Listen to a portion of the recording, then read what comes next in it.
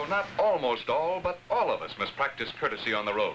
Let's all practice courtesy and stay alive. This is WAAM, Channel 5, New York, the Journal American in public service.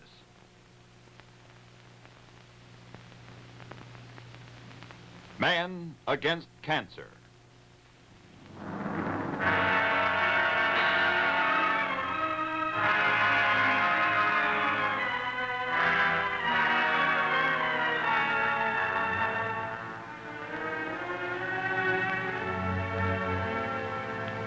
The Johns Hopkins Science Review, presented by the Johns Hopkins University and WAAM in Baltimore, in cooperation with the DuMont Television Network.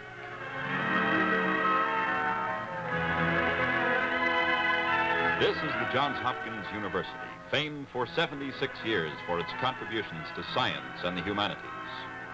Here in its many laboratories, Hopkins scientists are probing into the secrets of science, which, when discovered, will be translated into benefits to be enjoyed by you, the people of America.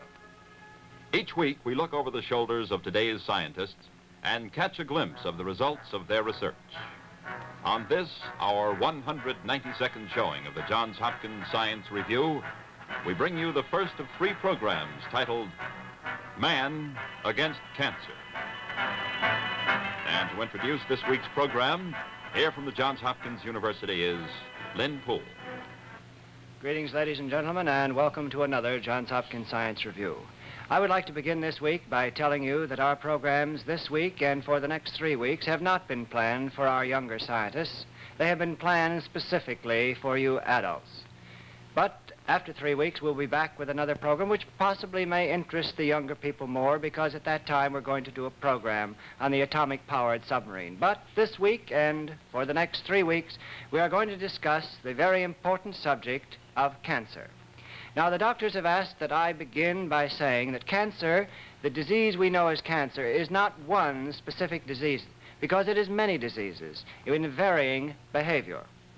Now, as we explore this subject of cancer, we are not going to try to frighten you in any way, nor are we going to try to raise false hopes, but we are going to bring you the facts about cancer as we know them today and put them on the line without pulling our punches, because we feel that you want to know as much as you can know about this important subject. And to begin with, I think it would be a good idea for me to tell you that in this copy of Look magazine, which is going to be on your stand tomorrow, there is a very interesting article on cancer. Now, we would like to tell you something about the nature of cancer. We feel if you can understand this, you'll know a little bit more about it. And then what can be done about cancer today, and what research is going on in order that cancer may be conquered in this fight of man against cancer. Now, during the next 3 weeks, you're going to hear one thing that's repeated over and over and over again. And that one thing is that the earlier cancer can be detected, the better off the person that has it is going to be. And that is particularly true about our first subject, cancer of the breast. And we have with us this week an expert from the Johns Hopkins Medical Institutions to tell us about the facts of cancer of the breast. Our guest is Dr. Warfield M. Firor of the Johns Hopkins Medical Institutions. Mr. Poole is right. Cancer is not an entity, but a group of diseases, comparable in some respects to the infectious diseases. Everybody knows that German measles is not a particularly serious malady, whereas meningitis may be fatal. So with cancer. There are some kinds of cancer which are not particularly serious. There are others which are invariably fatal. Now, this variability applies even to cancer arising in a single organ, such as the breast. I will illustrate this in a minute or two, but first, it might be wise to acquaint you with a little of the anatomy of the breast. On the board is a sketch showing a cross-section of the breast. Here's the nipple, here are the milk glands, each of which empties into a duct, and these in turn empty into a large duct. Now, cancer may begin at the nipple, or anywhere along the ducts, or in the glands, or in the connective tissue around the glands.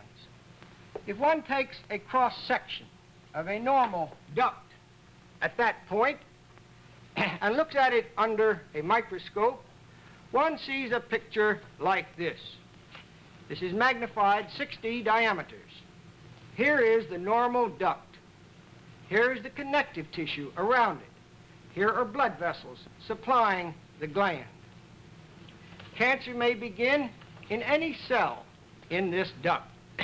We do not know why it begins in any particular place. Here is a cancer that has begun in a duct and has grown into the lumen. You can see these strands of cancer cells filling most of the duct. Obviously, the cancer is contained within this area, and when gotten early in this stage, can be cured by thorough and complete surgery. If, however, the cancer breaks through this membrane that surrounds the duct, then the cells begin to spread and to grow. They spread to the regional lymph nodes. This is an example of cancer that has spread. It's broken through the membrane. These cells are on the march. They may extend to the liver or the lung or to some other organ. We do not know how long the cancer remains in its primary site before it begins to spread. Dr. Talind will have something to say about that phase of malignancy next week. Here is a microscopic slide showing normal breast glands. They are all about the same size. They are orderly in their arrangement. These structures are small ducts, and here again is connective tissue. Cancer often begins in these glands. It stays local for weeks or months, we do not know how long, and then breaks loose to spread wildly. This is shown in this slide. Here is a normal gland, and here is a mass of cancer that has developed and is growing rapidly. Cancer, as I said, can also begin in other portions of the breast, such as the nipple. This is a magnificent example of a very early cancer. This is the skin of the nipple, and here is a normal prolongation of the covering called epithelium. This is perfectly normal. Here one sees cancer. Let me tell you a little about this particular patient. She noticed a crack in the nipple. Dr. Ketron removed this area. It was not much bigger than a grain of rice. It was sent to the laboratory and this section was made. And on the basis of this diagnosis, the entire breast was removed. Cancer was found embedded in the breast. Nevertheless, the operation was done promptly. The condition was recognized early, and that patient is quite well today, 14 years after the operation. Here is a fourth form of cancer which occurred in the breast. This happened to develop in a blood vessel. These little round dots are red blood cells. This whole cavity is a large vessel. And this tumor began growing from the lining of the vessel. Fortunately, this is a rare form of the disease. It is extremely malignant and can occur wherever there are blood vessels. Finally, a fifth form of cancer.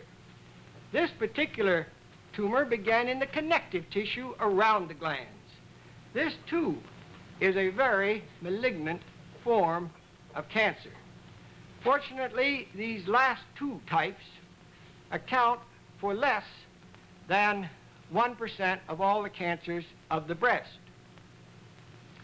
What can one do to detect a cancer of the breast? There's only one way, and that is to feel a hard, painless lump. The American Cancer Society has two films, one called the Early Detection of Cancer, the other Self-Examination of the Breast. Get your local chapter to show these films if they have not already done so. On the moulage is a cut showing a small cancer beginning in a duct. It is obviously different in consistency than the rest of the breast and could be felt if one examined the breast carefully. Let me emphasize this axiom. Every cancer, every lump in a breast must be considered to be cancer until it's proved otherwise. That is the only safe rule for you to follow. What can be done if a cancer is detected? Obviously, the first thing is to consult a surgeon and be sure of the correctness of the diagnosis. The second thing is to have a thorough and complete operation. The standard operation for cancer of the breast was described in the 90s by Dr. William S. Halsted, the first professor of surgery at Johns Hopkins. And I will outline the cardinal features of his operation because after almost 60 years, it is still the operation of choice. Dr. Halsted emphasized first a wide excision of skin. He wanted the surgeon to see how far away he could stay from the tumor, not how close he could come to it. In the slide on the screen, you see the skin incision outlined. And in a minute, there will be a moving picture showing the actual performance of the first step in this operation. Here we are outlining the skin incision. The fingers indicate the extent of the skin that will be removed. One never worries about how much skin one takes because there's always the possibility of grafting additional skin at the close of the operation. The second step in the Halsted procedure was the removal of the underlying muscles.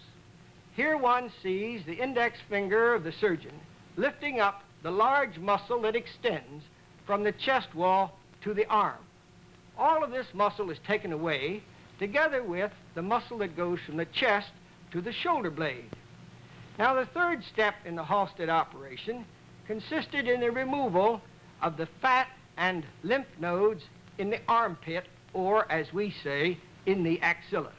That has been done in this slide, and in the fourth part, or cardinal aspect of the Halsted operation, was removal of all of this tissue, the breast, the muscles, the fat, and the axillary glands in one piece.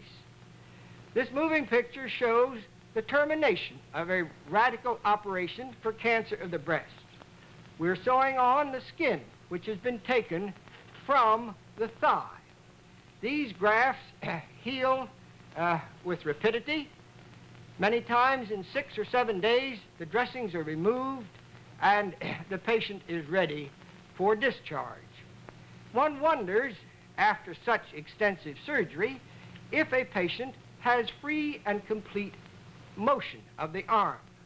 In a minute, you will see and hear a patient who is a concert pianist. She was worried for fear that she would not be able to play the piano.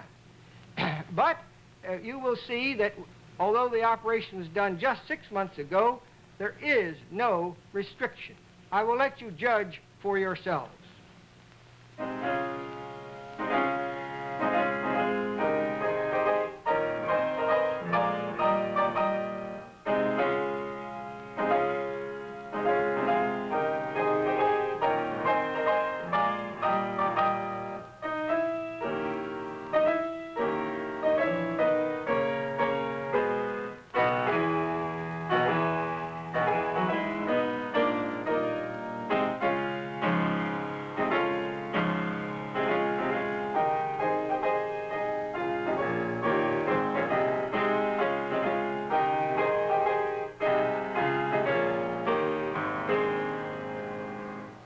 The second patient, whom you will see, had a cancer of the breast in 1900 17. In less than 3 weeks after the lump was detected, the complete operation was done. She has been completely well during these 36 years. The nurse who is attending her also had the thorough operation for cancer of the breast 9 years ago. It happened that she had had 3 previous operations for small benign cysts. The 4th lump that occurred was promptly inspected and quickly removed. It proved to be malignant. The thorough operation was done. 3 years later, she developed a tiny recurrence in the skin. This was excised, and I'm glad to say that during the past years, she has had no further recurrence. She has complete use of her arm and is able to carry on her activities as a nurse without let or hindrance. As a matter of fact, most of our patients find that there is no serious limitation of motion. Now, obviously, every woman is worried about the scar. Will this operation cause an unsightly wound? Will it leave the patient so that she cannot wear an evening dress? In a minute, we will show a patient who has had the operation just described. There you can see the skin graft. Now, bear in mind, this particular operation was done just 6 months ago. Actually, this patient received, after the operation, deep X-ray therapy over the chest bone, which is our procedure at present. What can one do for patients who come too late for surgery? There are 2 things. We can use deep X-ray, or we can use hormones, both of which have an ameliorating effect, neither of which are curative or can compete in the long-term results with those obtained from surgery. What can one do for the patient who gets a recurrence? The extensive operation has been done, but some years later, the tumor recurs. There are 3 things that can be done. First, as in the case of the nurse, the tumor can be excised if it is on the skin or near the surface. Secondly, the patient may receive X-ray treatment, which will slow down the growth very greatly. And finally, the patient can receive hormones. These hormones are given for very extensive cases, such as this, in which there is dimpling of the skin.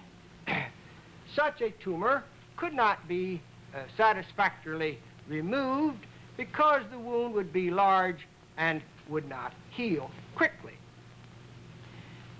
It is a matter of record that both the female hormone and the male hormone have their uses in the treatment of this disease.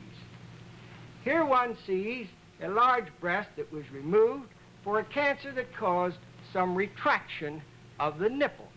This patient probably will receive hormone therapy after the operation. Now, occasionally, cancer occurs in men. Cancer of the breast shows itself in men just as in women by a hard, painless lump. These X-rays were taken from a man who was operated on in 1949 for cancer of the breast. On this side, one sees that his lungs have several white areas. These are recurrent tumors. 2 years after his operation, he was in bed, suffering severe pain, coughing, and too weak to be up. He was given hormones, and after 6 months, this film was taken. The lungs have cleared, he's free of pain, and back at work. Unfortunately, this result will not be permanent, but it will last for some years. Finally, what is being done experimentally to combat this disease?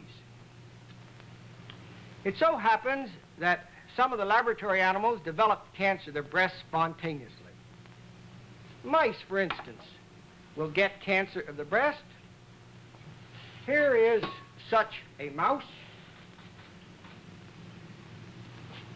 These cancers are hereditary. Certain strains of mice always develop cancer of the breast, others never. This little mouse has a large cancer there, one here and one there. He's a disagreeable little fella. We call him Harry for short. Now, it's been known for years that these cancers in mice follow hereditary lines. A few years ago, John Bittner at the McCardle Laboratory in Wisconsin did an exceedingly wonderful experiment. He took the mothers from the non-cancer strain and gave them to the cancer babies for nursing and vice versa. Now bear in mind, none of these white mice should have gotten cancer. After nursing from their cancer mother, about 45% of them develop cancer of the breast. And bear in mind, too, that none of these cancer mice should have been free of the disease. After growing up, only half of them developed cancer. Bittner proved, therefore, that there's something in the milk which has to do with the transmission of this disease. Here is an electron photomicrograph of virus particles magnified 30,000 diameters. They are, to all intents and purposes, identical with the virus particles that Bittner obtained from the milk of the mice. The problem, however, is not that simple. There are other factors besides this virus body. A second form of research deals with the growing of cells outside the body. Dr. George Guy at the Johns Hopkins has for years been able to grow tumor cells in test tubes by adding the proper nutrient fluid and keeping the tubes at the right temperature. During his experiments, he observed something of the utmost importance. He was growing some connective tissue cells from a rat. And these cells reproduced for months with monotonous regularity. And then he noticed that some of the cells were different in shape and size and motility. It occurred to him that possibly in the test tube, these cells had undergone a malignant change. To test this hypothesis, he inoculated some of these altered cells into rats, and at the site of each inoculation, a malignant tumor developed. This transformation in the test tube from benign to malignancy occurred 4 times over a period of several years. Interestingly enough, from this single strain of normal fibroblasts, 16 different types of malignancy have developed. Earlier in the program, I told you that many kinds of cancer come from one organ. Many kinds of cancer come from one tissue. Dr. Guy, by having cells in test tubes, can test out chemical substances against malignant disease. Here is a book from the Public Health Department listing 3,100 chemicals that have been tested against cancer. Unfortunately, the substance which works against one cancer will not work against another and may even cause cancer. Finally, what are the results of our treatments? Very recently, Dr. Francis Trimble and Dr. Edward Lewison have gone over the cases at the Johns Hopkins Hospital. They have studied only those who were operated on before 1942 in order to see how many of them are living and well 10 years after the operation. These cases were not selected. They were the run-of-the-mill. They were operated on by all of the staff of the hospital. And I'm glad to say that after 10 years, 30% are entirely well. I would be dishonest indeed if I left you with the impression that in the treatment of this disease, we rely solely upon our scientific achievement. We realize as surgeons that there comes a time when our science is of no avail, when we must treat the patient as a person and minister to the individual for whom our science has nothing further to offer. Well, what Dr. Firor has just said is really one of the important things about scientific research, and particularly scientific research in the medical field today. He has just said that the doctor, the research scientist, realizes that he must work in his laboratory, that he must follow every path that is open to him in this fight against cancer. But at the same time, he remembers that he is working with human beings. He is working to try to save the lives of human beings as he is researching in his laboratory and as he is beside the patient who is in the bed. Now, one thing, as I told you, we're going to repeat over and over again during the next 3 weeks, and that is the thing that Dr. Firor has said tonight several times, that the hope at the moment in the cure of cancer of anyone that develops one type of this disease is that there be early detection. And the subject that we have covered tonight, cancer of the breast, can be cured and arrested in several different ways. But that early detection is the very important thing. And anyone that believes that she may have cancer should certainly go to her doctor immediately. And as you have seen tonight, the pianist who found that she had the cancer in her breast was with her doctor, and immediately, within 36 hours, the operation was performed, and she is playing the piano today. We hope that you've enjoyed this presentation and have learned something from it. We'll be with us next week, where we tell you more about man against cancer. Next week, we continue with man's fight against cancer. The attack against cancer is an intensive one, and progress is being made. Research scientists in the laboratories are combining their knowledge of scientific principles with the work of doctors in the clinics. Next week, we will explore another area of cancer research and therapy in the never-ending battle of man against cancer.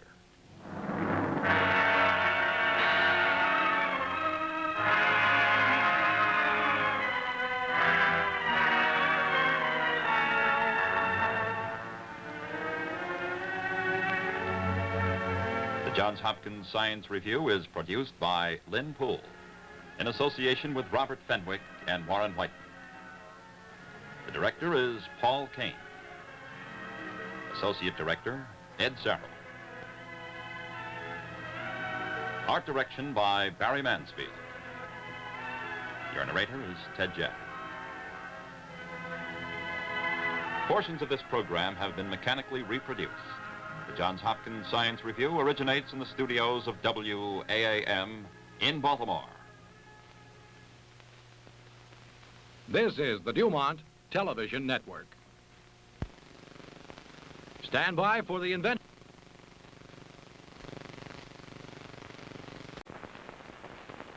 This is the DA for Veterans Administration saying, so long, folks.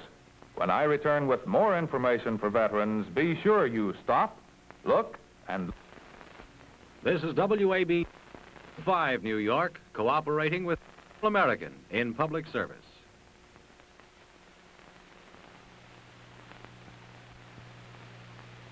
Man against cancer.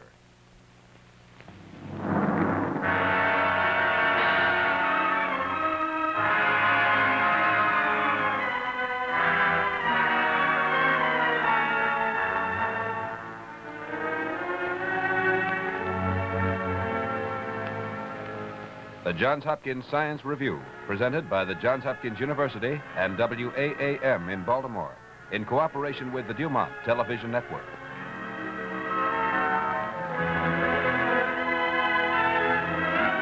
This is the Johns Hopkins University, famed for 76 years for its contributions to science and the humanities. Here in its many laboratories, Hopkins scientists are probing into the secrets of science, which, when discovered, will be translated into benefits to be enjoyed by you, the people of America.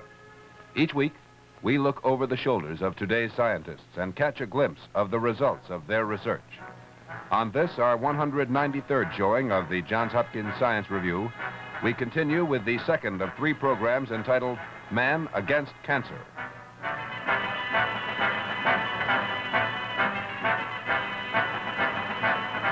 And to introduce this week's program, here from the Johns Hopkins University is Lynn Poole. Greetings, ladies and gentlemen, and welcome to another Johns Hopkins Science Review. Now, as you know, this is the second in our series of 3 programs on Man Against Cancer, the facts about cancer as we know them today. And as I told you last week, we have not prepared these programs for the young listeners in our audience, those young listeners that we like to have with us from week to week.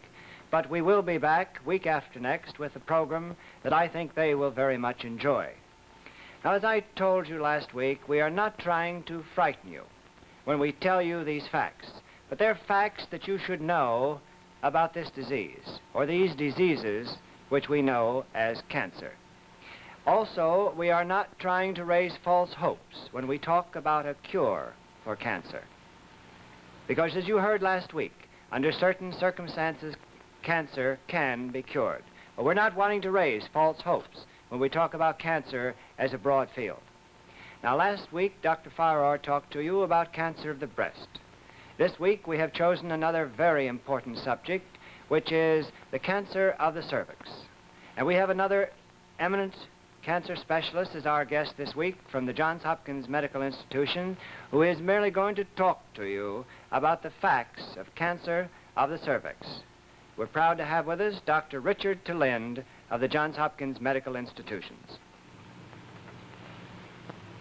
Since seeing and hearing Dr. Firor's talk last week on breast cancer, I've been bombarded by questions about pelvic cancer. These questions are ones that I answer every day in my office, and I'm very glad to try to answer some of them before this audience. Next to cancer of the breast, cancer of the cervix is the most common cancer that occurs in women. More than that, it is a serious disease because today in these United States, 3/4 of the women who are afflicted with this disease ultimately die of it. But it is not an incurable disease. If such were the case, there would be no point in attempting to educate the public about the disease. It is a curable disease if it is treated properly and promptly in its early stages. Here are a few facts which I think every woman should know about cervical cancer. I am often asked, am I old enough to have cancer by a relatively young woman? If she is over 25, as a matter of fact, if she's over 20, she's old enough to have cancer. The average age of cancer of the cervix is 48 years. But we've had many cases in the 30s, and we've had a few cases in the 20s. Of course, we've had a great many cases in women older than 48 years. But one of the sad things about it is that it often takes a woman right in the midlife when she still has young children and when she still is needed very badly by her family. Another question that I'm asked very frequently is, does childbearing predispose to cancer? The answer to that probably is no. About 10% of our cases of cervical cancer occur in women who have never had children. That is about the same percentage of childless women that we see in the general population.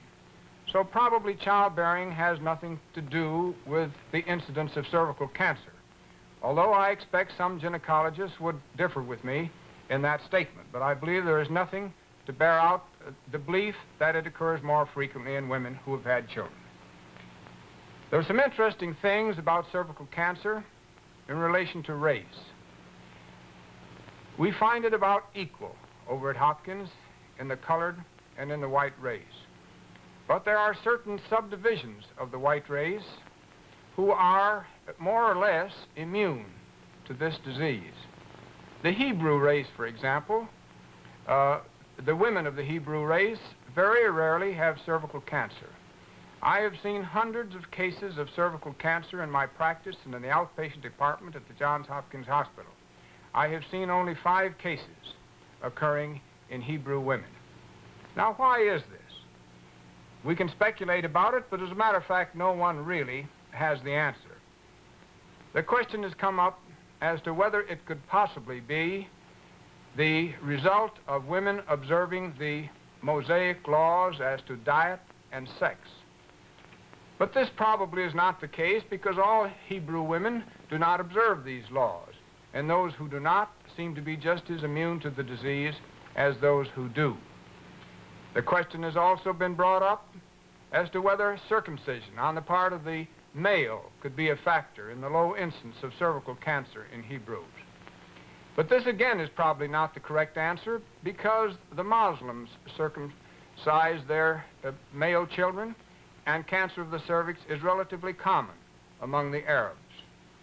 And so it's an unanswered question, but it's just one of the many questions that are unanswered about cancer. I am often asked whether infections in the pelvis have any bearing on the subsequent development of cervical cancer. The cervix is a part of the pelvis which is very commonly infected. More or less facetiously, the cervix has sometimes been called the pelvic tonsil. And we see cervicitis, or inflammation of the cervix, rather frequently. Now, the answer probably is that there is a predisposition on women who have had bad infections in their cervix to have cervical cancer. Several years ago, an experiment was made in Boston on a group of women, a very large group of women, who had infection of the cervix.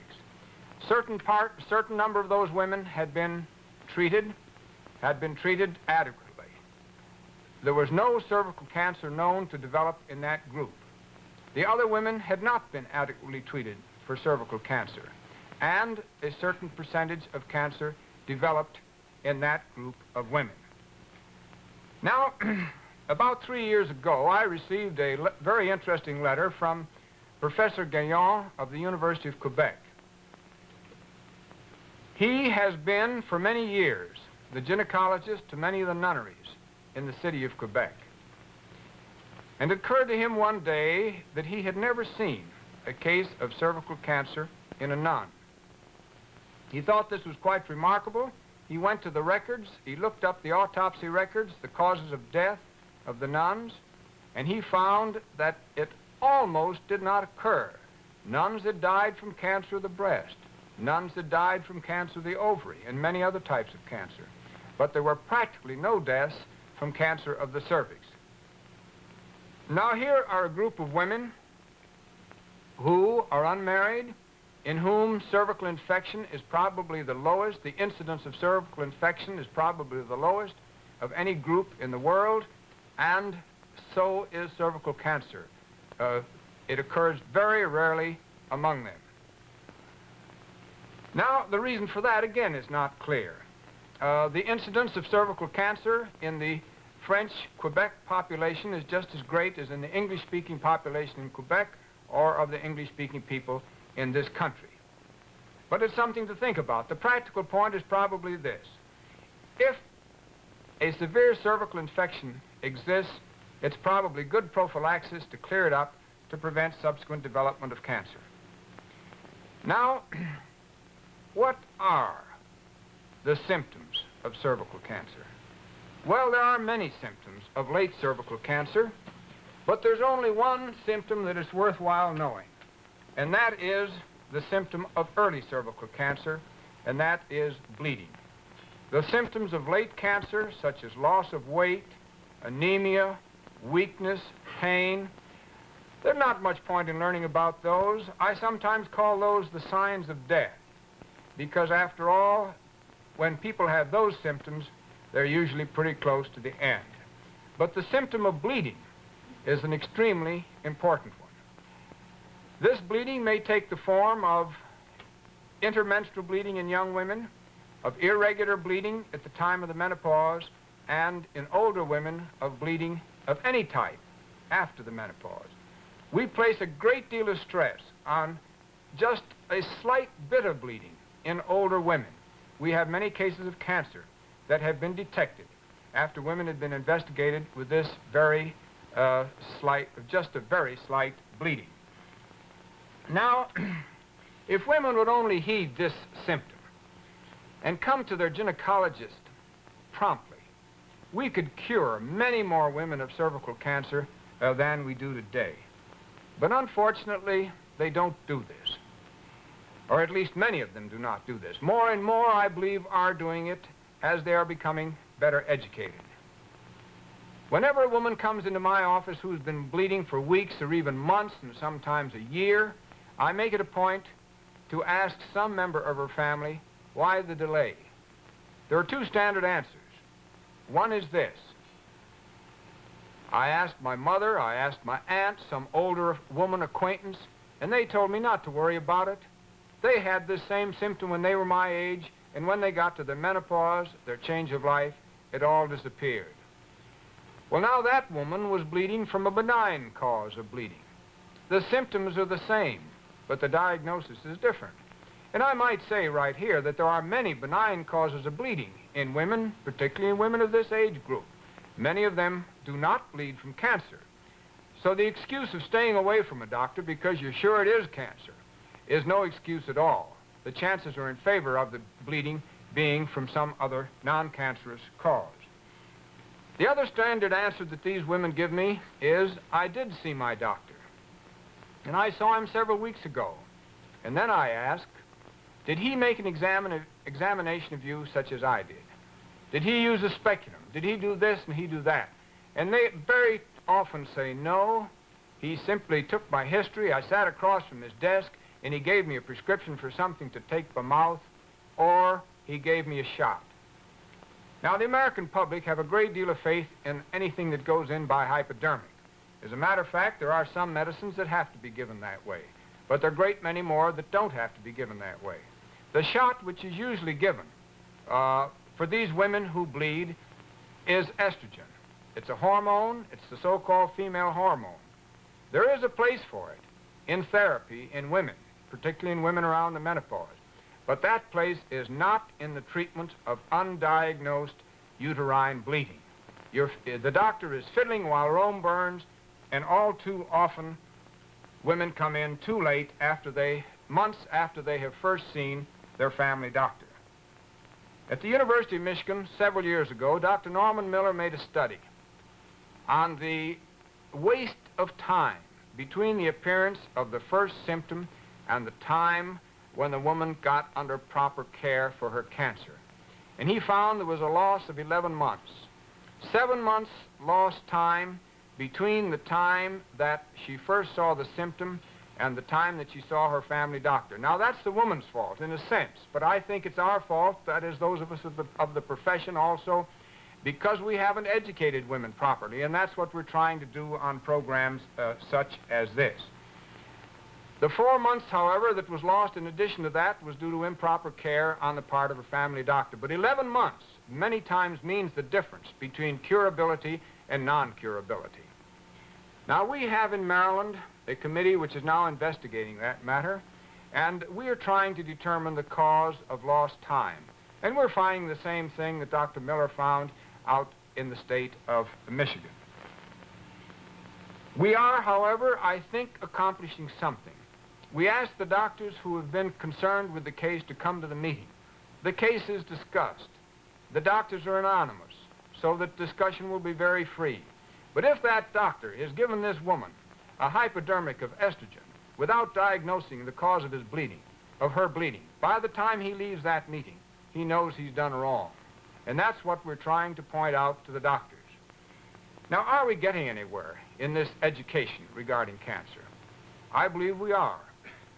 Just before I went on the air tonight, I talked with one of our staff members, Dr. Howard Jones, who has just been making a statistical study of the earliness and the lateness of the disease as it comes to us. And whereas 10 years ago, 50% of our cases came when we could arbitrarily call them early, now 75% come when we can call the disease still in its early and probable curable stage. Now there's another very good question that you might ask after hearing what I've said thus far, and that is this. Does cervical cancer always bleed when it is still curable? And the answer to that, unfortunately, is no. Almost all women do bleed from cervical cancer when the disease can still be cured. But there are a few women who have no symptoms whatever, suddenly have a hemorrhage, they're examined and find they have a rather hopeless case of cervical cancer. Now, what shall we do about them? Particularly for those women, but also for other women also, because we like to get these people just as early as we can, we advise routine checkups. And then I'm asked, how frequent should these checkups be? I think they should be once a year. Some gynecologists say 6 months. But I have rather arbitrarily said a year because you can't ask a woman to go to a doctor too often. After all, if she's neurotically inclined, you'll keep her constantly worried. And I think if every woman consulted a capable doctor once a year and had a pelvic examination, we'd go a long ways toward licking this question of cervical cancer. Now let me show you a little anatomy.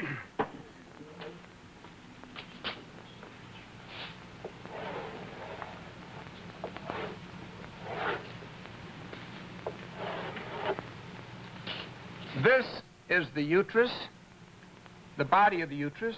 This is the cervix, the mouth of the womb, as it is commonly called by lay people. This is the vagina. This is the outside of the woman's body. You see then that the cervix actually is an organ which is on the outside of the body. And that gives us a tremendous advantage over the diagnosis of carcinoma of the internal organs, such as the intestine, the liver, the pancreas.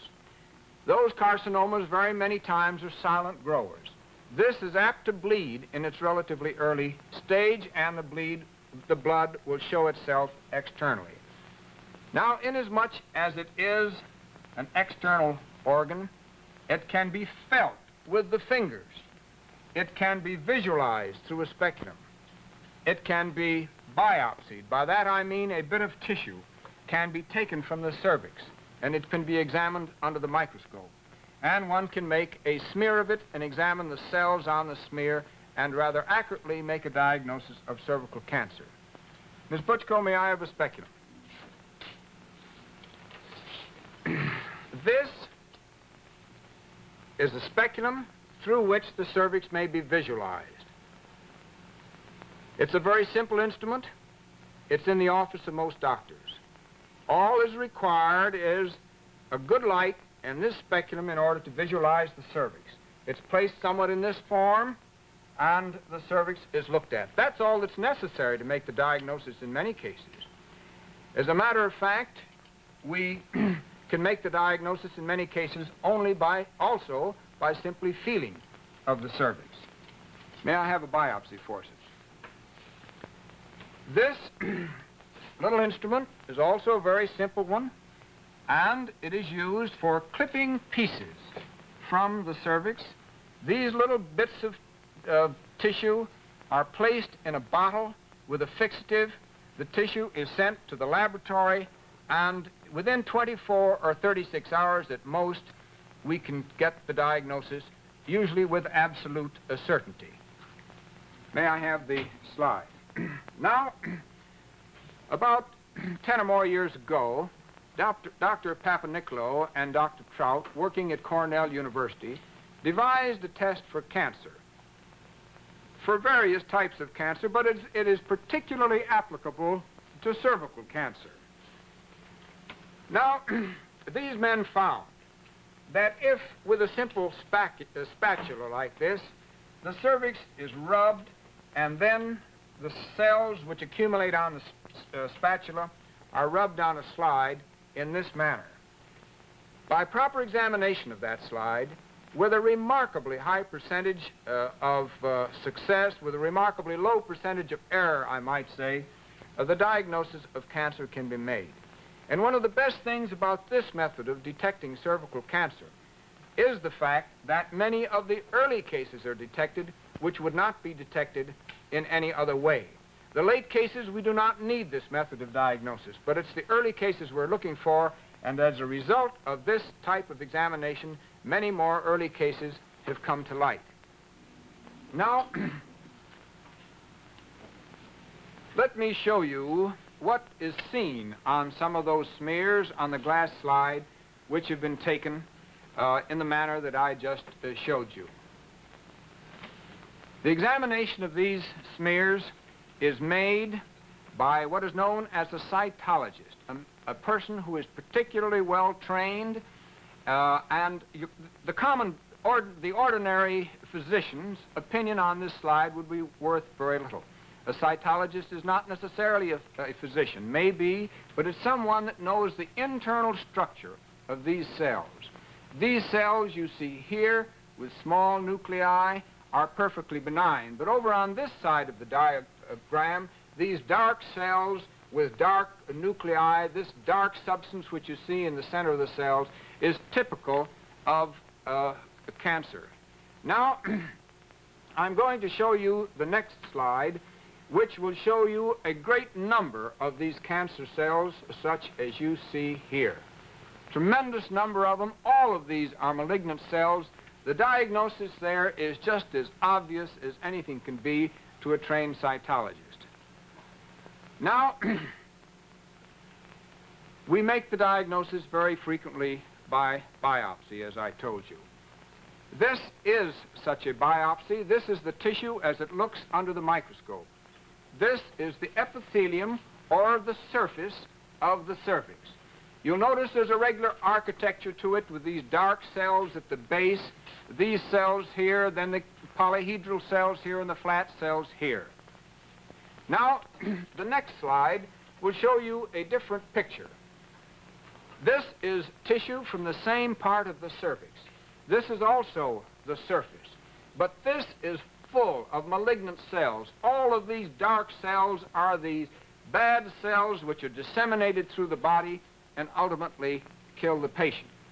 But these cells are still on the surface of the cervix, and the disease here is still curable.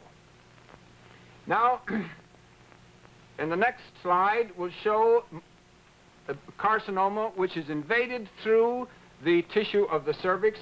There's not nearly as good a chance of this woman being cured of her carcinoma as of the previous one. There is a relationship, however, between the early surface cancer and the deep-lying cancer. Dr. Galvin and I have been working on that, and more recently also Dr. Howard Jones have been working on this for the last 12 years. We now have 185 women in whom we have found this type of cervical cancer.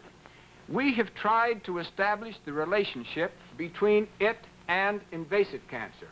And we find by cutting up the cervix after it's been removed and examining it microscopically that in many instances microscopic invasion already exists. Now, we tackled the study from a different point of view also. We had 723 cases of advanced cervical cancer. 723 cases. We found that 13 of them had previously been in the hospital and had had biopsies from 1 to 17 years before. We found, on restudying those biopsies, on restudying that tissue, that in 11 of the 13, the pre-invasive form of cancer already existed. In other words, there was the opportunity to cure these people rather than let them get on to the advanced stage. Now, We believe, then, that carcinoma in situ, or pre-invasive cancer, can exist for a long time. The average age of pre-invasive cancer is 10 years younger than of invasive cancer. Now, what shall we do about curing cancer? I've told you that the pre-invasive lesion can be cured by a hysterectomy. When you come to the invasive cancer, it's a little different story. Most of us at Hopkins, Dr. Brack, who is in charge of our clinic for the therapy of cancer, believes that it should be treated with irradiation. But there are only two ways of treating cervical cancer: irradiation and surgery. There are no other ways. Other ways are nothing but quackery. Now, we cure a certain percentage of the invasive cancers by surgery. Other clinics cure about the same percentage by, one cures by surgery, the other cures by irradiation. But this is the point that I want to make, and that is that no matter which method of therapy is used, surgery or irradiation, the percentage of cures is in direct proportion to the earliness with which the diagnosis is made. The statement that Dr. Tillin has just made is the all-important statement for any person living in these United States. The early detection of cancer. This is the thing that gives the doctor the power over this disease. And I'm sure that after hearing Dr. Firor last week and Dr. Tillin this week, you will realize that everyone should have his physical examination, his checkup, at least once a year. And does this do a lot of good? Yes, it does. Because both these men have told you that it is possible to cure cancer. And we've had an example of that just this week. Between last week's program and the program this week, we have an example of a woman who went to her doctor. It was found that she had a lump on her breast, and within 48 hours, just since last week, the cancer was operated on, and she undoubtedly will have a cure. Now, we hope that you'll be with us next week when we present the third and final in our series of Man Against Cancer. Next week, we will demonstrate another form of cancer. Methods of detection and treatment of cancer of the thyroid will be illustrated. On this program, we will visit a laboratory and see some of the equipment used in examination and the use of radioactive iodine in treatment as we bring you the third and last program of Man Against Cancer.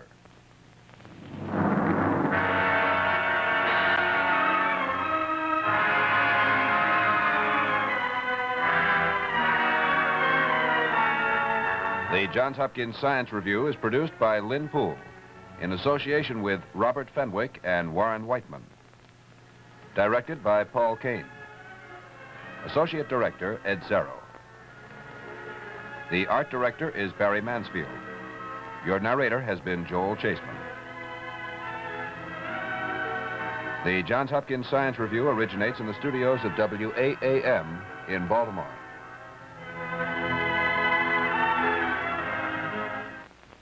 This is the DuMont Television Network.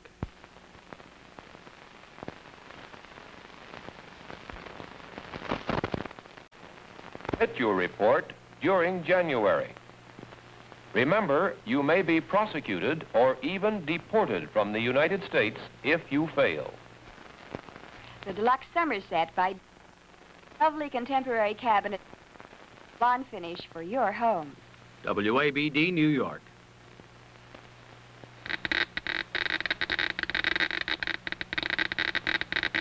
Man Against Cancer.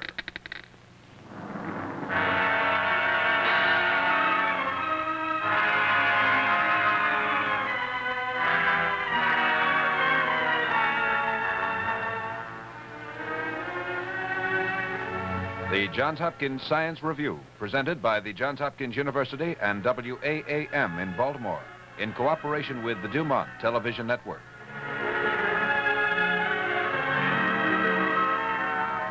This is the Johns Hopkins University, famed for 76 years for its contributions to science and the humanities. Here in its many laboratories, Hopkins scientists are probing into the secrets of science, which, when discovered, will be translated into benefits to be enjoyed by you, the people of America. Each week, we look over the shoulders of today's scientists and catch a glimpse of the results of their research. On this, our 194th showing of the Johns Hopkins Science Review, we present the last in a series of 3 programs entitled Man Against Cancer. And to introduce this week's program, here from the Johns Hopkins University is Lynn Poole. Good evening, ladies and gentlemen, and welcome to another Johns Hopkins Science Review. Now, at the beginning of our first program on cancer 2 weeks ago, we stated that cancer is not a single disease, but many diseases. Many diseases that vary not only in their structure, but in their behavior. Now, of course, on such a series as this, in such a short time, it would be impossible for us to cover all the diseases that are known as cancer. So during the past week, we have concentrated on 2 of the most prevalent, 2 of the diseases known as cancer that occur most often. But this week, we would like to illustrate the wide range of the diseases known as cancer. So this week, we will deal with a form of cancer which is not as common and is not as malignant. Now, our guest this week is a physician and a research scientist who has been very much interested in cancer of the thyroid gland. And here from the Johns Hopkins Medical Institutions, it is my pleasure to present Dr. Samuel P. Asper. The term cancer is not easy to define. Webster says it is a malignant growth of tissue, the term malignant meaning detrimental to the human welfare. Others have described it as cells gone wild. Still others have said that cancer is an autonomous growth of tissue, the word autonomous meaning self-supporting. And yet we know that the infant in its mother's womb is autonomous and it is not a cancer. The late Professor William G. McCallum of the Johns Hopkins Hospital and Professor of Pathology in 1918 wrote a definition of cancer which has withstood the test of time. He wrote, "Cancers are masses of tissue resembling, but not perfectly identical with, the normal tissues, which grow without any regard for the laws which govern and restrain the growth of normal tissues. They are supplied with blood vessels and a sufficient supporting framework by the host, and derive their nourishment from the circulation of the host. Therefore, like any parasite, they are harmful to the person in whose body they grow. But the injury which they do becomes intolerable when they not only absorb this essential nourishment, but also invade and destroy normal tissues." On the 2 previous programs, you have heard about cancer of the cervix and cancer of the breast. These cancers are common in women. There are also cancers which are common in men, such as cancer of the prostate. Tonight we shall talk about cancer of the thyroid gland, which has an almost equal incidence among the 2 sexes. However, first let us talk about the thyroid gland and what it does. The thyroid gland is located at the base of the neck. It weighs about 25 grams. In normal persons, it is somewhat larger during pregnancy and in growing children. It is a gland of internal secretion. Other glands of internal secretion are the pituitary gland at the base of the brain, the parathyroid glands, which sit near the thyroid gland, and they control calcium and phosphorus metabolism, the adrenal glands, which sit just over the kidneys, the ovaries in women, and the testes in men. An interesting gland of both internal and external secretion is the pancreas, which produces a hormone, insulin, which is important in metabolism of sugar. It also produces substances which pass down these small ducts and into the intestinal canal, which are important in digestion. The thyroid gland is unique in that it captures iodine from the bloodstream and manufactures it into the thyroid hormone. This is interesting because it is the only hormone in the body, as far as we know, which contains iodine. The formula for the thyroid hormone is not complex, and it has iodines, each molecule containing 4 atoms of iodine. The fact that the thyroid gland makes a hormone which contains iodine is of considerable importance, as we will mention later when we have to talk about radioactive iodine. Now, there are a number of conditions in which enlargement of the thyroid gland occurs. Enlargement is more likely to occur in areas where iodine is deficient. Such areas as in the Himalayas and in Switzerland and in certain parts of the United States, goiters are common because of the low content of iodine. Here you see around the Great Lakes areas that iodine is deficient and endemic goiter is common. Also in the western part of the United States, goiters are common where iodine content is low. The fact that the thyroid gland enlarges where iodine content is low has been likened somewhat by Dr. James Howard Means of Harvard University to an iron foundry. He says that where the ore supplied to the foundry is of poor quality, a large extraction plant is necessary. When the ore is of high quality, a smaller extraction plant is necessary. And so it is with the thyroid gland. When iodine content of the diet is poor, a large extraction plant is necessary and the thyroid gland enlarges. Now, not all goiters are cancers, as we will talk about later. Yet it is necessary for any patient who has a goiter to be carefully examined by his physician to determine the nature of the thyroid enlargement. When the thyroid gland, by virtue of its ability to capture iodine and manufacture thyroid hormone and store it, releases an excess quantity of the thyroid hormone, hyperthyroidism results. This is characterized by a degree of nervousness and increased rate of beating of the heart. When the thyroid gland produces an insufficient quantity of hormone, hypothyroidism results. This is characterized by sleepiness and lethargy and extreme sensitivity to cold. Now, with these introductory remarks, we should talk about thyroid cancer. This, fortunately, despite the high incidence of goiter among the general population, is not a common disease. There are two main methods of the treatment of thyroid cancer: surgery and radiation. The first of these is the most important, for only by complete removal of the thyroid cancer can its reoccurrence be prevented. The dean of thyroid surgery in the United States was Professor William Stewart Halsted, first professor of surgery at Johns Hopkins. Dr. Halsted wrote in 1922 a monograph on thyroid surgery, which stands as a superior work even to this day, and his operation is still used. In 1922, he wrote as follows. The extirpation of the thyroid gland for goiter typifies perhaps better than any operation the supreme triumph of the surgeon's art, a feat which today can be accomplished by any really competent operator without danger of mishap, and which was conceived more than 1,000 years ago, might appear an unlikely competitor for a place in surgery so exalted. Operations on the thyroid gland can be carried out by any competent surgeon today without danger of mishap, as Dr. Halsted wrote. In these pictures of a thyroid operation done by Mr. Max Bradel in 1917 of Dr. Halsted at his work, you see that an incision is made across the lower portion of the neck. This transverse wound, when it heals, forms a scar which falls in the natural folds of the neck and is hardly visible. But it allows good exposure of the thyroid gland. And as you can see, the thyroid gland is in a position that it can be readily identified and dissected free. When the thyroid cancer is limited to the thyroid gland, the surgeon, by removal of the thyroid, can usually effect complete cure of the disease.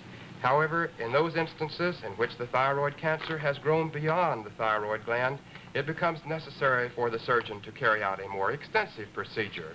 This requires removal of muscle and lymph nodes and other structures in the neck. One of our patients who had such an operation was Mrs. Yost, who some 4 years ago was operated on by Dr. H. William Scott, now professor of surgery at Vanderbilt University. Dr. Scott carried out an operation with extensive removal of the tumor in the neck, and Mrs. Yost, who is a mother of 2 school children, is now completely well and is active in her household and has only this remaining scar to remind her of her encounter with a surgeon's knife, but she has recovered from cancer. Radiation is the other form of treatment of thyroid cancer. This takes two forms: external radiation to the thyroid gland with X-rays, and internal radiation of the thyroid gland by virtue of the emanations released from radioactive iodine. X-ray is a procedure which is well developed, and in this picture of an X-ray machine, you can see that the procedures are well established. They are also well standardized, and great improvements in X-radiation therapy are constantly forthcoming with the development of better X-ray machines. Now, with radioactive iodine, this material is obtained from Oak Ridge, Tennessee. It is received in a cardboard carton, and inside the carton is a small flask of lead, and this is opened up, and the flask of radioactive iodine solution is seen. As you can see, this is also handled by tongs in order that there is no exposure to the radioactive material. This is put behind lead bricks, and a small amount of radioactive iodine is drawn up into the pipette. This is then transferred by remote handling equipment to a small cup or planchette. This planchette then is carried to a Geiger counter. By virtue of the radioactive emanations released, you will see that we are able to standardize the radioactive iodine. Here, Miss Bryan and Miss Ray are standardizing a solution of radioactive iodine. The cup goes within the lead cave, and the emanations are counted on the Geiger counter. Over a period of time, a sufficient number of emanations is recorded in order that this can be compared with a radium standard. We then know the concentration of the radioactive iodine in the solution. This then can be administered to patients, either in small amounts, as it is frequently done in diagnostic tests, and in the Hopkins Hospital, over 1,600 diagnostic tests have been carried out in the past few years.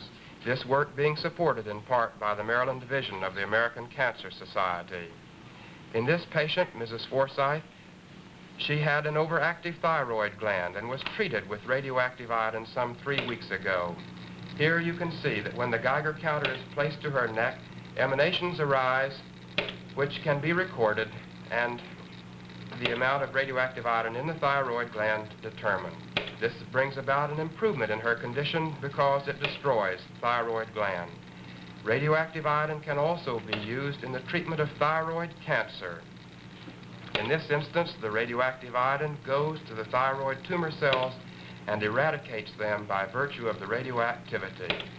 Again, this treatment with radioactive iodine, as with radiation, must be considered a treatment which is not necessarily a cure, but is most likely a palliative or treatment which brings about some improvement in the patient's condition. Research in cancer is active in many medical centers throughout the world. Here at Johns Hopkins, as elsewhere, our scientists are carrying out basic research in this important field. The physicians utilize all modern techniques at their disposal in the care of the patient, but the patient's welfare and comfort are paramount in their minds. If the diagnosis of cancer is established, a number of procedures may become necessary in the proper care and treatment of the patient. Studies to determine the nature of the cancer, the extent of its growth, and its effect upon the patient are carried out. Surgery, X-radiation, radioisotopes, or chemicals known to check cancer growth may be employed in the patient's treatment. At such a time, the skills of the physician, the research scientists, and technicians are employed to team up against the disease for the best in patient care.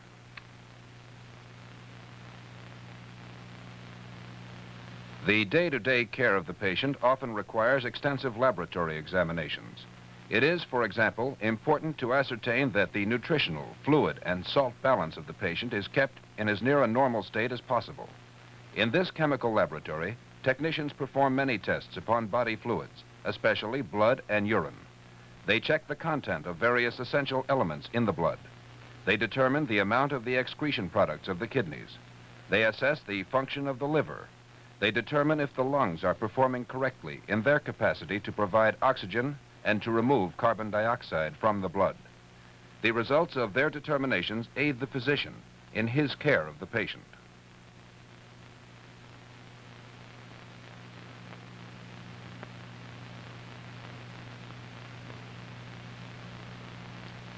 The flame photometer is an instrument which allows rapid determination of the amount of sodium or potassium circulating in the blood or being excreted in the urine. The element sodium, if added to a colorless flame, will make the flame yellow. The yellowness of the flame is directly proportional to the amount of sodium added. Thus, by adding blood or urine to the flame, the amount of sodium in the blood or urine can be found by determining the degree of yellowness of the flame.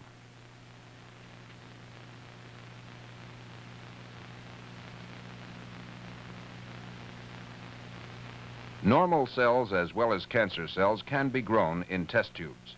These pictures, taken in the laboratory of Dr. George O. Guy, show how these cells may be grown. These rooms are like small operating rooms. They are dust-proof and draft-proof and essentially germ-proof. The technicians handling these cells wear masks. All these precautions are carried out to prevent bacteria from getting in the test tubes in which the cells are growing. Dr. Guy and his associates have many cultures of cancer cells which have been growing in the test tube for 15 years or more. Indeed, in some instances, the live cancer cells are available from patients who many years ago died of the disease. This method of growing cells means that the growth properties of cancer cells can be studied. Any agent having a detrimental effect on cancer can then be studied for its possible effect in animals with induced or inherited cancer, before any attempt is made to use any of these new agents on cancer in humans.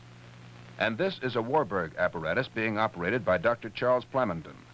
This device, complicated as it may appear, is nevertheless a simple machine for determining the rapidity at which cells use oxygen, or produce carbon dioxide, or use certain foodstuffs. The effects of many agents on the metabolism of cells can be determined in this apparatus. The differences in the metabolism of normal cells and cancerous cells can be studied. A small slice of tissue is placed within a small vessel. This is sealed tightly, placed in the water bath at a controlled temperature. The tissue is gently shaken by means of the rocking arms, and readings of the oxygen consumption are made at intervals. Dr. Fred Bang and his associates at Hopkins have been using the new electron microscope to study normal and cancerous cells. This instrument produces a magnification many times greater than the usual microscope. Its power might be likened to being able to determine the color of a football player's eyes when you are flying some 6,000 feet over a playing field. It permits an inner study of the cell never heretofore possible. This $20,000 instrument shoots electron particles through a minute slice of tissue. The electrons that pass through strike a photographic plate, and thus, like a simple light camera, a picture is made. From the negative, film prints are made, and here is a photograph of a small group of normal cells from the human cervix made with this instrument. The margins of each of these cells are clearly visible. The nucleus of each cell is also readily recognized. Here, too, there is an instrument which aids the scientist daily in his quest to determine what normal and cancer cells are. Extensive cancer research goes on in many medical centers. These buildings in Bethesda, Maryland, house the research facilities of the United States Public Health Service of the Federal Security Agency. Among them are the laboratories of the National Cancer Institute. Mice are very important in research at the National Cancer Institute. Of course, these are not the kind of mice you might see in the house or around the barn. These mice, like many generations of their ancestors, were bred especially for laboratory use. Many different inbred strains are used. Most of these pedigree animals have well-known uniform hereditary backgrounds.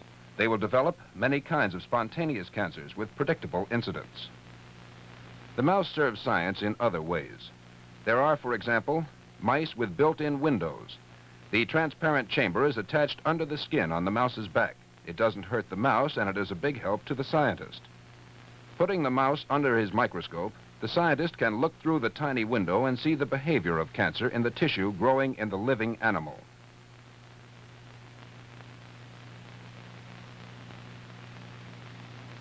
Mice also figure in a variety of studies dealing with the use of X-ray and radium treatment of cancer.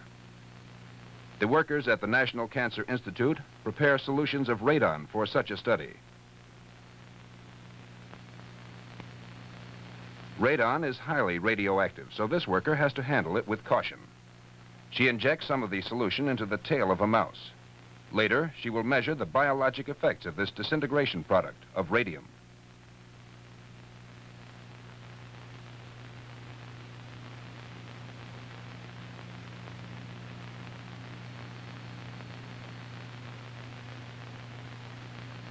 It takes more than mice and men to make an experiment. Fine instruments are needed too.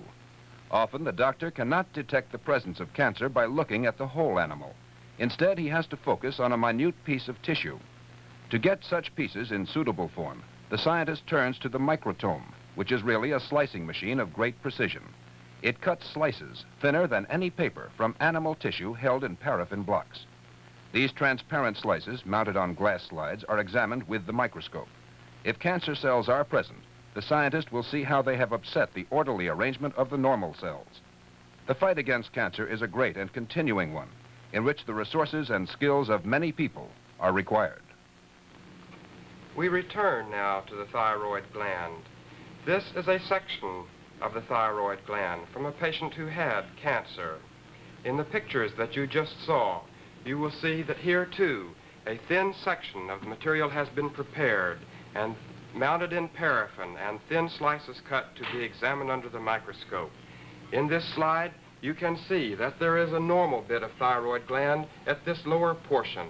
In these areas, there is a pink staining material which contains colloid, and it is in this area that the thyroid hormone is stored. But on the border of this normal thyroid tissue is a cancer of the thyroid gland, which is fairly well encapsulated, and in this instance the tumor was removed in its entirety. By study of such histological sections, which requires the expert judgment of a pathologist, one can diagnose the presence or absence of cancer, as taken from goiters in the neck. It is these studies which allow us to determine whether or not a patient has a cancer of the thyroid gland. The Committee on Cancer Teaching and Research of the Johns Hopkins Medical Institutions hopes that you have found that these 3 programs on cancer have been informative. By a presentation of 3 types of cancer, we have attempted to show you the approach with which the problems with which physicians are confronted. This approach must always be carried out with the first interests of the patient in mind and in an understanding, sympathetic, and common sense manner. The derangements which incite cancer growth are but little understood, yet sufficient experience is at hand to enable physicians to cure many, many cancers and to afford great palliation of the disease in others. The physician, constantly mindful of newer developments in the field, nevertheless utilizes to the fullest those procedures known to be most effective. A method of doubtful benefit is never used where a curative method exists, and the physician, exercising to the fullest his ability to eradicate the disease, is at the same time forever mindful of his patient's welfare and happiness. Research in the field of cancer continues apace. This must be at the level of the individual cell, the normal cell and the cancerous cell. The multitudinous aspects of biological, chemical, and physical sciences must be utilized. Why does the cell become cancerous? What hereditary and environmental factors are involved? What enzymes of the cancer cell are altered? What permits this distorted growth? These fundamental questions and many others require costly but basic research. Knowledge is gained slowly but is steadily forthcoming in this fight of man against cancer. When we began our series of cancer programs 2 weeks ago, one thing I told you was that we were not going to try and frighten you, that the things the doctors said and the things they showed were not intended to scare you. Neither did we want to raise false hopes when the doctors talked about cure. I hope we have demonstrated to you that cancer can be cured if it is caught in time, and one thing you will remember that they have said over and over again: examination and finding that cancer as soon as possible is the thing that gives the hope for the cure. Now, we also said that we were going to present the facts as they are, and to present these facts at certain times during these programs, we had to tell them to you very straight and very bluntly without pulling our punches. And the thing that's made us very happy during these past 2 weeks is really the flood of letters that we have received from you people all over the country, giving us your approbation on these programs, thanking us for the programs. And one thing that has made us happier than anything else is that many of you have said, thank you for giving it to us straight. That's the thing the doctors have tried to do, and we hope it has been worthwhile, and we are led to believe it has, because quite a number of doctors have told us, in person or have phoned us, and told us that patients have come to them and they have found cancer, and that these patients have been operated on and stand a chance of being cured. Many others of you have asked us about the book that we have used on the program during these 3 weeks, the book Man Against Cancer. Well, we can answer this for all of you. It is a book published by the Johns Hopkins Press and written by Dr. I. Barenblum. It's the story of cancer, cancer as it is today. If you wish to read it, you can probably find it in your library. As you have seen tonight, in the use of this object here, atomic studies have been used in the field of medicine and are being used more and more. Now, the atom is playing its part in saving life, and the object that I have here is made of lead. The shielding of the atomic rays, the radiation from test tubes such as this is very important. It's very important in the atomic reactors. Men must be protected from these atomic rays. And next week, you will see another great use of modern atomic power when we present the atomic submarine. The first ocean-going craft ever built to be powered by atomic energy is now being constructed for the United States Navy. The craft is the submarine, the SS Nautilus. What will be the advantages of a submarine powered by atomic energy? What will it look like? How does this atomic power plant operate? Next week, we will answer these questions. Through the courtesy of the Bureau of Ships of the United States Navy and the Atomic Energy Commission, the Johns Hopkins Science Review will present the story of the atomic submarine.